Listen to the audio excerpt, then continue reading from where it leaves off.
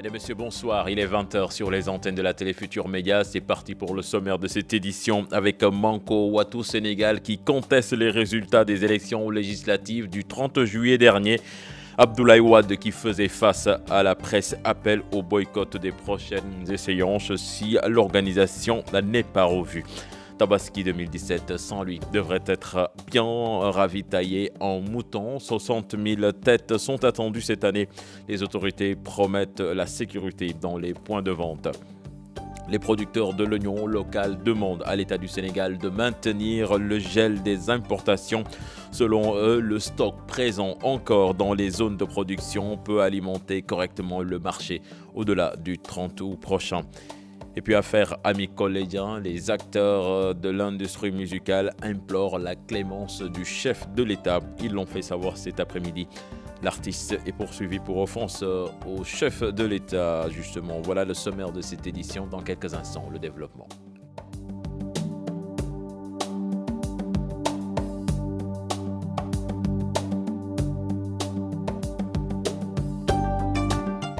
Bienvenue à toutes et à tous. Manko Watou Sénégal qui conteste donc les résultats des élections législatives du 30 juillet dernier. Justement, nous sommes en ligne avec Fatih Dian qui couvrait la conférence de presse d'Abdoulaye Wade. Fatih, bonsoir.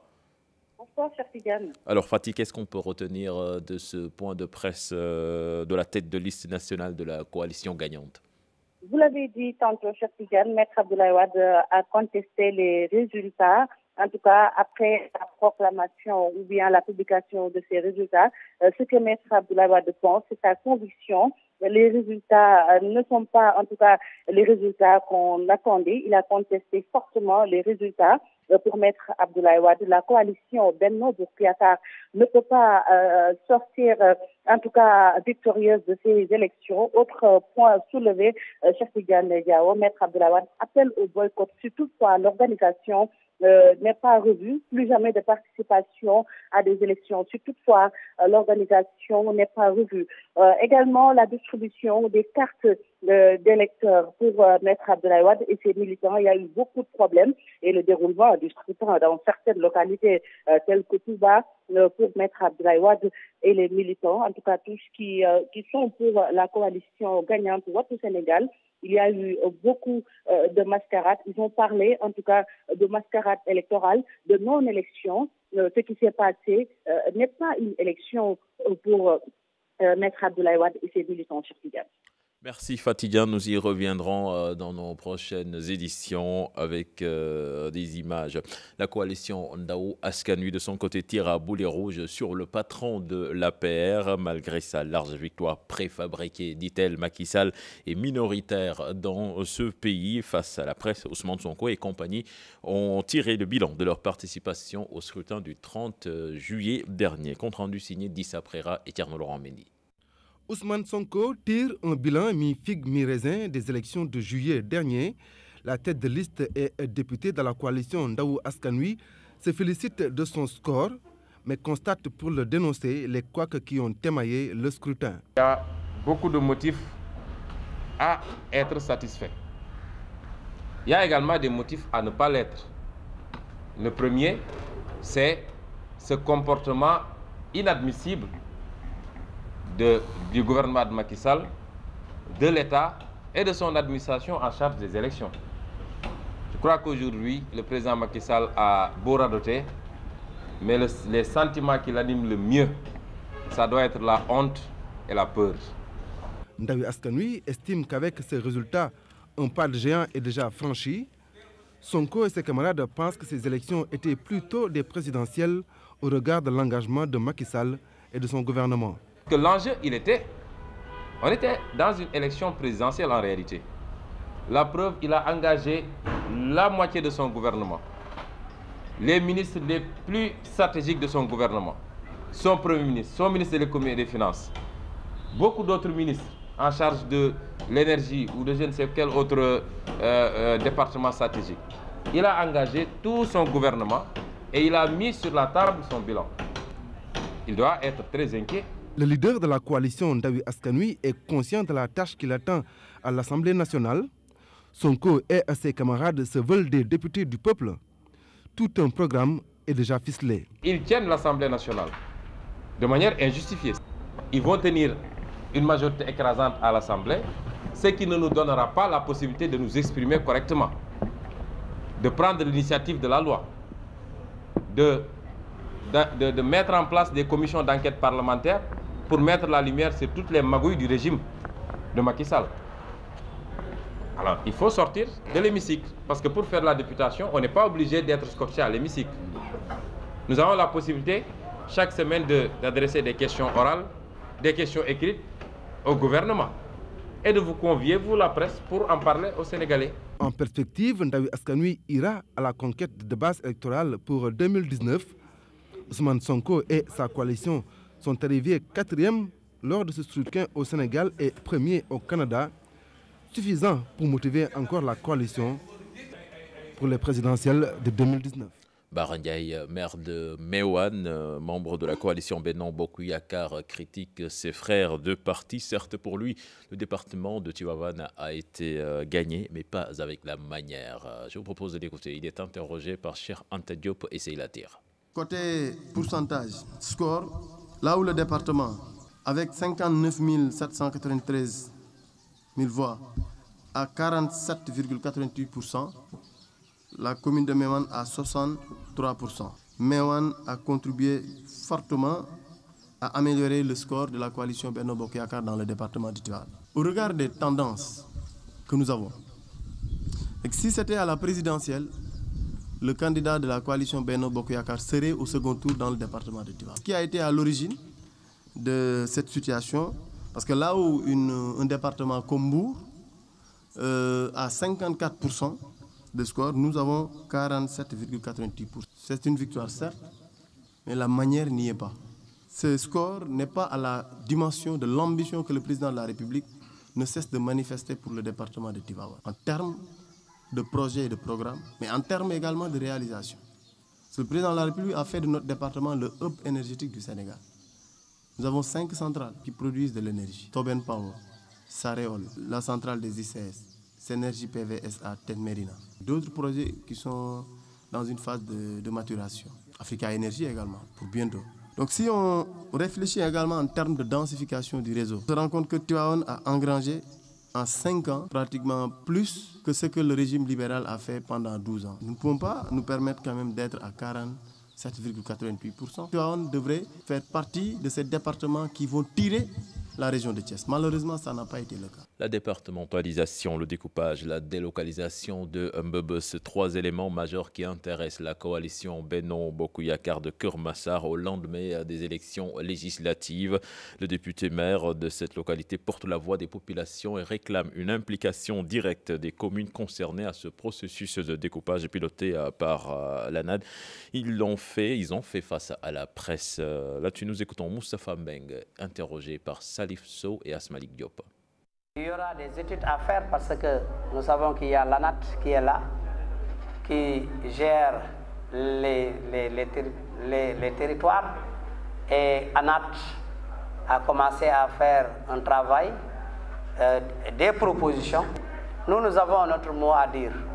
Nous lançons un appel à Monsieur le Président de la République pour nous concerter avant d'ériger Keur Massar en département. Parce que pour le redécoupage, nous avons notre mot à dire. Parce qu'il faut voir des communes, il faut avoir des communes viables. Le problème de Mbebes, comment solutionner ce problème? Parce que vraiment, Mbebes, c'est une bombe à retardement qui est là tout près de nous et qui crée beaucoup de dégâts. La pollution de la nappe, les maladies, etc. Donc nous avons des partenaires qui sont prêts pour nous installer une usine de transformation des résidus solides urbains en énergie renouvelable. Et ça, ce projet, nous ne pouvons pas le porter seul parce que des projets qui valent des milliards, ça, il faut des garanties. Et puis retenez qu'Hassan Mbaké est mort l'eau placé sous mandat de dépôt. Aujourd'hui, cela fait suite au saccage de certains bureaux de vote dans la ville sainte de Touba le jour des élections législatives. À présent, ce communiqué du ministère de l'Intérieur et de la Sécurité publique qui porte à la connaissance du public que les commissions de distribution des cartes installées dans le cadre des élections législatives du 30 juillet 2017 ont cessé leur activité depuis la veille des dites élections conformément aux dispositions du code électoral. Ainsi, toutes les cartes d'identité d'électeurs qui étaient détenues par elles retournent auprès des préfectures et sous-préfectures au niveau national, ainsi qu'auprès des autorités diplomatiques et consulaires pour l'étranger. De ce fait, ils pourront être retirés auprès de ces autorités contre présentation du récépissé délivré aux requérants pendant la campagne d'enrôlement. En cas de perte du dit récépissé, l'intéressé devra se munir d'une photocopie de son ancienne carte d'identité numérisée. Voilà, donc c'était le communiqué du ministère de l'Intérieur. Incendie à la centrale du Cap des Biches, un sinistre qui n'a eu aucun impact sur la fourniture d'électricité selon le directeur général de la Sénélec qui a fait le déplacement pour s'enquérir de la situation. Pour Mamadou Mokhtar Cissé et ses collaborateurs, il faut une dizaine de jours pour connaître les vraies raisons de cet incendie et ses dégâts. Les détails avec Ousseynou Thiam, plutôt Ibira Diaye. C'est ici que l'incendie s'est déclaré hier dans cette centrale 4 du Cap des Biches. Venu accueillir le directeur général de la Sénélec, le directeur de la production revient sur cet incident. C'est un incendie qui s'est déclaré sur le groupe qui est en arrière-plan. Maintenant, lorsque donc l'incendie s'est déclaré, nous avons donc un plan de maîtrise un peu des incidents non souhaités. Ce plan donc a été mis en branle. Il comporte un peu des moyens d'extinction, mais également donc des moyens d'extinction, que ce soit donc l'eau ou bien également donc les extincteurs. Ça qui a été mis en rapport avec donc les sapeurs-pompiers. Pour le directeur général de la Sénélec qui rassure sur la fourniture d'électricité, malgré cet incident, il faut un minimum de 10 jours pour déterminer les véritables causes de cet incident et évaluer les dégâts. Il faut faire le diagnostic, voir qu'est-ce qu'on a perdu d'abord, parce que toute la machine n'est pas détruite, hein, vous avez dû constater, mais il y a des dégâts qui sont plus spectaculaires, notamment sur le mur. Mais maintenant, il faut diagnostiquer la machine, ils vont le faire dès aujourd'hui pour évaluer et après on vous donnera l'information. Voilà. Mais je n'ai pas de chiffre précis, il faut évaluer, c'est comme un véhicule qui va au garage. Il faut que le mécanicien puisse démonter le moteur et vous dire quelle pièce manque, quelle pièce il faut changer. C'est comme ça que le devis pourra se faire. C'est exactement la même chose. Un groupe électrogène, c'est comme un groupe électrogène, c'est comme un moteur de véhicule. Donc il faut le démonter, diagnostiquer pour pouvoir dire exactement quels sont les montants qui sont en jeu. Le diagnostic va durer combien de temps? Tierno, je n'ai pas de chiffre. Par expérience, vous avez... Le diagnostic ici, donc 10 jours. Voilà. Bon, bien sûr, il y a les assurances. Tous nos groupes sont naturellement assurés. Et donc, le directeur de la production dit que d'ici 10 jours, vous devrez pouvoir avoir un diagnostic complet. Par ailleurs, le patron de la Sénélec rappelle que l'entreprise poursuit sa politique de redressement, tantôt au point de vue production et distribution, mais aussi du renforcement de capacité de son personnel. Ousseynou Thiam, le Conseil national des transports ne suivra pas le mot d'ordre de grève annoncé par Gora Khouma ce jeudi. Toutefois, ces transporteurs demandent à l'État du Sénégal de pouvoir les sécuriser donc pour éviter tout risque de heurt sur la route. Là-dessus, je propose de suivre les explications d'Ousmane Ndongo du Contras, interrogé par Salif Sow et Asmalik Diop.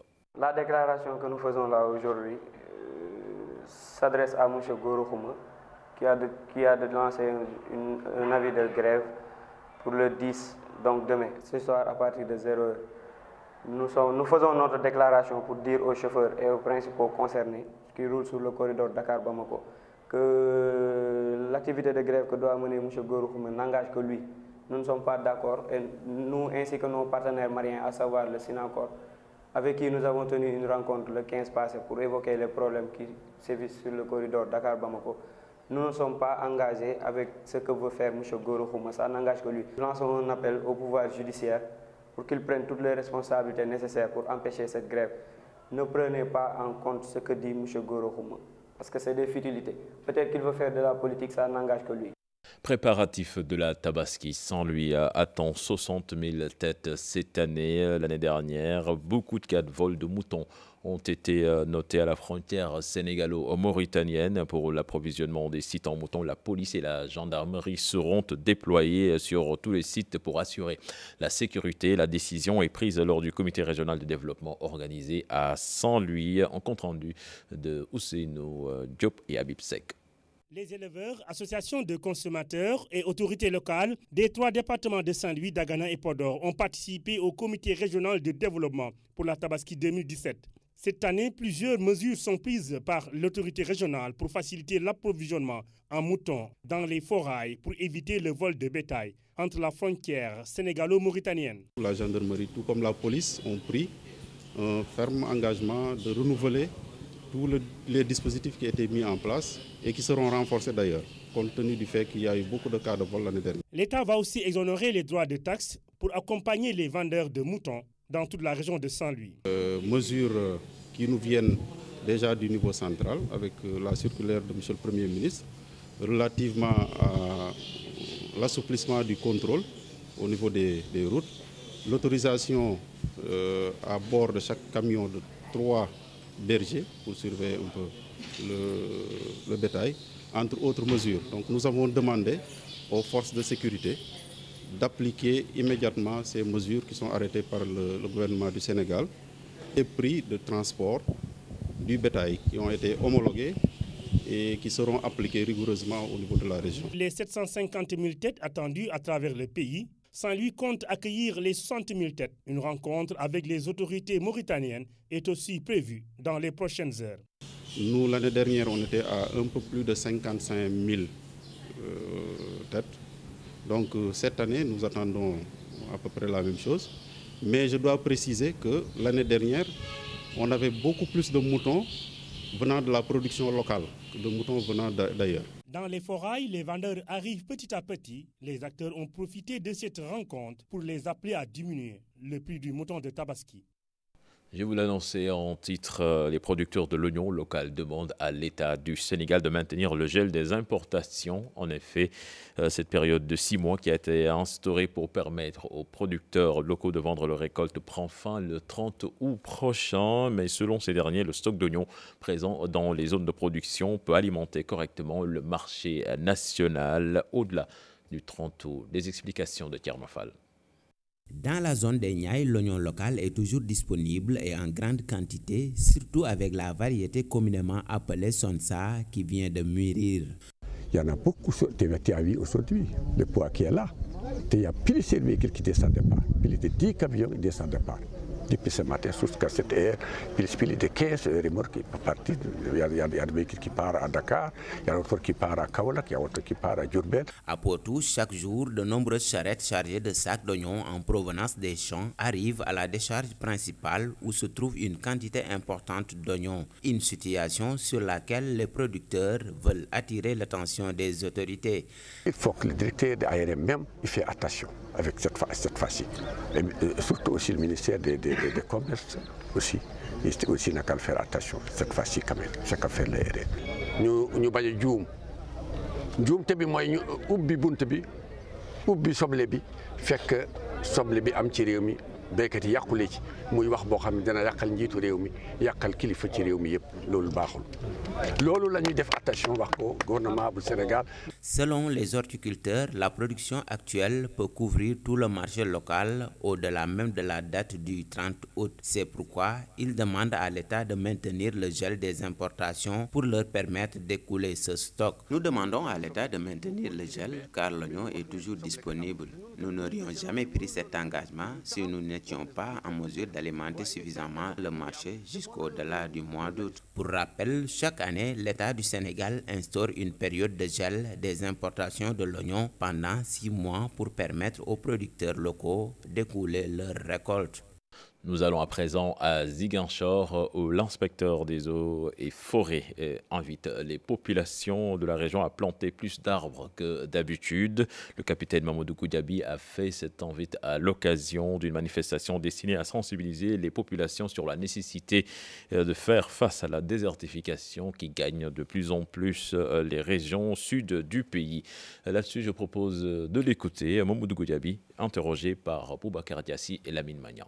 L'événement qui nous réunit aujourd'hui est donc un prétexte pour sensibiliser tous les citoyens à s'unir pour remporter la bataille contre la désertification. C'est une occasion de mobilisation populaire pour planter le maximum d'arbres durant cette période pluvieuse de l'hivernage. C'est aussi l'occasion pour les collectivités locales de mettre en œuvre leur approche participative en matière de planification et de gestion des ressources naturelles conformément à la politique édictée par l'État du Sénégal dans le cadre du transfert de compétences intervenu depuis bientôt 2 décennies. Au niveau de la région de Ziguinchor, la mise en œuvre de cette politique a permis d'avoir en 2016 des résultats intéressants avec l'accompagnement du service forestier. Il s'agit notamment de la production de 274 568 plants en pépinière, de plantations massives y compris la mangrove de 427,3 hectares, de plantations linéaires de 45,187 km, de plantations conservatoires, c'est-à-dire enrichissement, mise en défense, etc., de 86,5 hectares.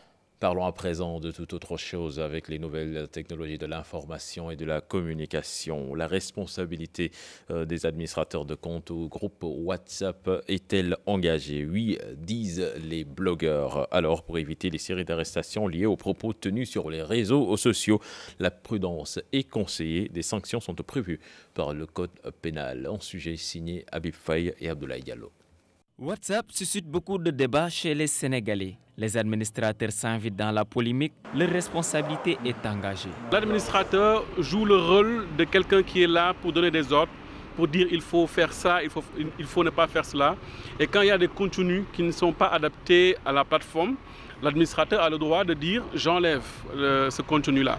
Donc c'est une lourde responsabilité. Le premier responsable, c'est l'administrateur du groupe. Donc ils ont une grande responsabilité dans ce sens. Pour éviter des poursuites judiciaires, l'administrateur doit supprimer les contenus illicites. En tant qu'administrateur, j'ai la possibilité de bloquer un message avec un contenu illicite. Je dois bloquer ce message.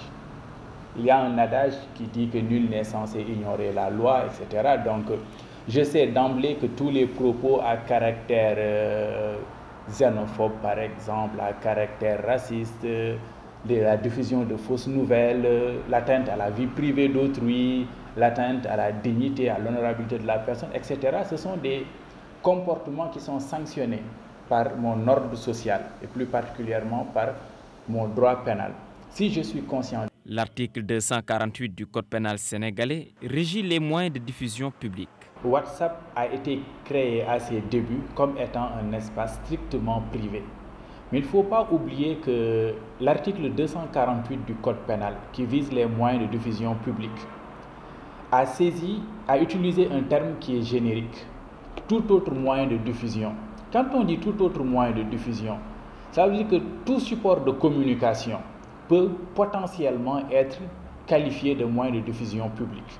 À cause de l'application WhatsApp, des administrateurs de groupes sont en prison en Inde. Au Sénégal, ce n'est pas encore le cas, mais le Code pénal a prévu des sanctions à leur encontre, si toutefois les contenus sont offensifs. Et nous parlons de l'article 80 du Code pénal sénégalais qui réprime les offenses faites aux institutions, qui est un véritable fourre-tout inapproprié à notre démocratie. C'est du moins l'avis de Maître Djibril Ouélé. Il a rencontré nos reporters Cheikh Hassan Affal et Pape Sangone Baïa. L'article 80 du Code pénal sénégalais continue de susciter la polémique. Ces dispositions de la loi est pour cet avocat mal définies. Je pense que c'est une disposition un peu floue. Pour qu'une personne soit poursuivie et réprimée, sanctionnée, il faut que les peines soient définies clairement et les délits clairement répertoriés.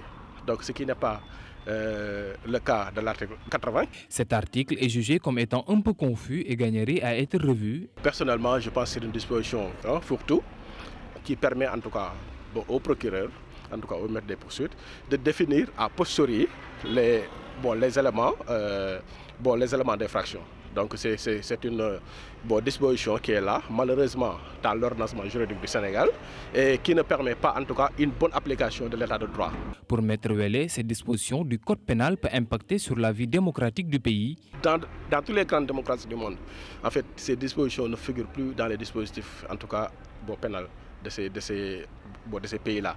Et nous, au Sénégal, on gagnerait à ce que ces dispositions-là, à défaut d'être adaptées aux réalités démocratiques, que ces dispositions disparaissent tout simplement du code pénal.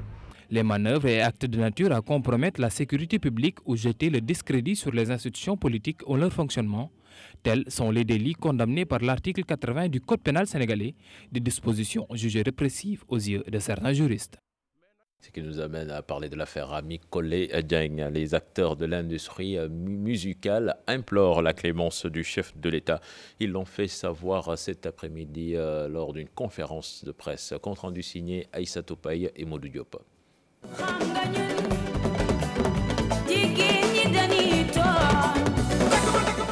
Tous ensemble, d'une seule et même voix, les acteurs de l'industrie musicale sénégalaise se mobilisent pour la libération de la chanteuse Ami Collé Dieng.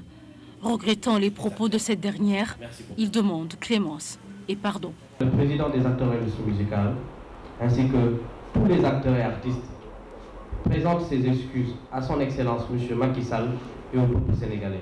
Et nous demandons à ce que le président de la République pardonne l'artiste Ami Collé. Nous voulons la clémence de la justice. La chanteuse Guigui, à son tour, fait preuve de solidarité féminine. Tout ce que nous voulons, c'est la clémence. Il a décrété cette année 2017 l'année de la culture. Alors je pense qu'un artiste n'a pas sa place en prison. Moi, en tant que femme, quand j'ai su que Ami Collé, comme on l'a dit, je ne suis pas sûre exactement, mais la presse nous a informé que la dame était enceinte. Donc je pense que ces deux individus qui sont en garde à vue.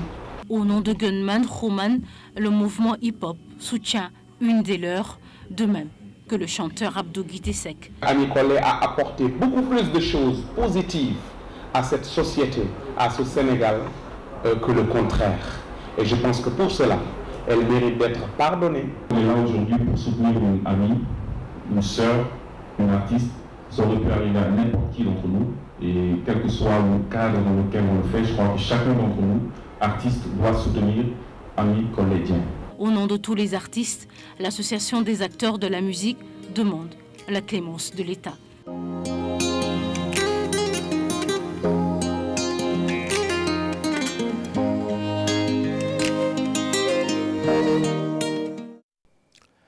Nous parlons de toute autre chose. Après la pluie, c'est le mauvais temps à l'abattoir du Seras. Vendeurs et riverains se plaignent de l'insalubrité des lieux à cause des eaux stagnantes. Du coup, la clientèle se fait de plus en plus rare. Un reportage signé sur place Fatou Bintou Conté et Thierry Laurent Mendy. Après la pluie, le décor reste indescriptible à l'abattoir de Seras. Ici, la saleté et une odeur nauséabonde empêchent les lieux. Trop sale, il faut le dire. C'est seulement en période d'hivernage que nous sommes confrontés à cette situation. Et nous ne pouvons pas rester les bras croisés. Nous sommes obligés d'affronter cette situation. Vous le voyez vous-même, la situation est là.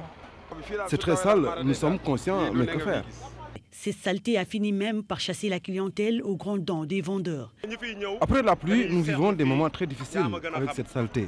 Les clients préfèrent rester chez eux et faire la commande. Certains restent même dans leur véhicule, tellement les lieux sont sales. Après la pluie, nous ne voyons pas de clients. Ils préfèrent ne pas venir à cause de l'eau. Des vendeurs qui sollicitent une canalisation des lieux pour leur permettre en cette période de pouvoir drainer l'eau après une forte pluie. Ici, il n'y a pas de canalisation. L'eau n'a pas où passer. C'est difficile pour nous, vendeurs. Ils ont réparé la route, mais ils ont oublié de mettre des canalisations. À l'abattoir de Seras, l'hygiène des lieux fait défaut en tout temps. Surtout en cette période d'hivernage, c'est encore plus sale. Le lavage des voitures, une activité pas du tout facile en cette période d'hivernage. Malgré tout, certains laveurs y trouvent leur compte en dépit des contingences. D'autres envisagent d'aller tout simplement vers d'autres horizons. Un reportage signé Fatou Kinedem et Pape Sangone Mbaye. Son travail, laveur de voitures, Massamba Kamara est aussi capable d'exercer d'autres métiers. Je suis aussi boulanger, tailleur, j'ai mon permis de conduire et je répare des chaussures également. Il s'en sort bien dans ce travail, la preuve. Je lave plus d'une vingtaine de voitures. Je rends grâce à Dieu en gagnant plus ou moins bien ma vie, quoi qu'il arrive. Pour augmenter son chiffre d'affaires, il faut une méthode. Réussir à laver plusieurs voitures en un temps record. Vous savez, si l'on ne maîtrise pas le système de lavage, on peut perdre beaucoup de temps pour un seul véhicule. En revanche, si tu connais le système de travail est vite et bien fait. Autre lieu, même activité. Sauf qu'ici, le travail n'est pas facile à cause de l'hivernage. L'inconvénient ou la difficulté réside dans le fait que les chauffeurs nous mettent la pression. En période d'hivernage, il faut savoir que le lavage doit prendre le temps qu'il faut pour rendre au véhicule leur état meilleur. N'empêche, le travail est bien organisé, le tout dans un esprit de groupe. Je gère les lieux et ici, chacun rentre avec ce qu'il gagne. Cependant, il y a quelqu'un qui garde ce qu'on empoche avant la descente. Massamba Kamara n'a qu'une seule chose en tête, se tourner vers d'autres métiers. Et Amadou Korka Diallo, pour l'instant, craint d'être déguerpi incessamment de cet endroit. Fatou Kinedem, merci. C'était le dernier élément de ce journal. Prochain rendez-vous pour l'information, ce sera à 0h avec le tout en images. Excellente suite de programme en compagnie de la Télé Futur Média. Au revoir.